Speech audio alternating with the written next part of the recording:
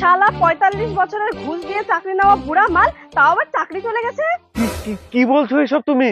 কি আবার বলছি, আমার কেবল 25 বছর বয়স, তোর সাথে আমি সারা জীবন নষ্ট করবো নাকি? যেমন ঘুষ দিয়ে চাকরি পাইতিস তেমন শোধ করগা, আমি পারবো না তোর সাথে থাকতে। জানিস, কালকে আমার বউকে একটু ভালোবাসে পায়েস বানাই দিতে বললাম, দিলই না রে। আমার বউ মনে হয় আমাকে আর ভালোবাসে না। আমার বউ ওরকম না রে, যখন যা বলি সঙ্গে সঙ্গে করে দেয়। আমার বউ আমাকে অনেক ভালোবাসে, আমরা এক আত্মা এক প্রাণ। আমার বউ লিজা, আমি বিমান। আমার বউ আমাকে কোনোদিনও ছাড়া যেতে পারবে না। বাহ, তুই তো বেশ কপাল করে একটা ভালো বউ পাইছিস তাহলে। আরে তুই এখানে? আমি তো তোকেই খুঁজছিলাম রে। তা খবরটা শুনছিস? কি খবর রে? তুই 2016 সালে চাকরি পাইছিলি না? হ্যাঁ, কেন রে, কি হয়েছে?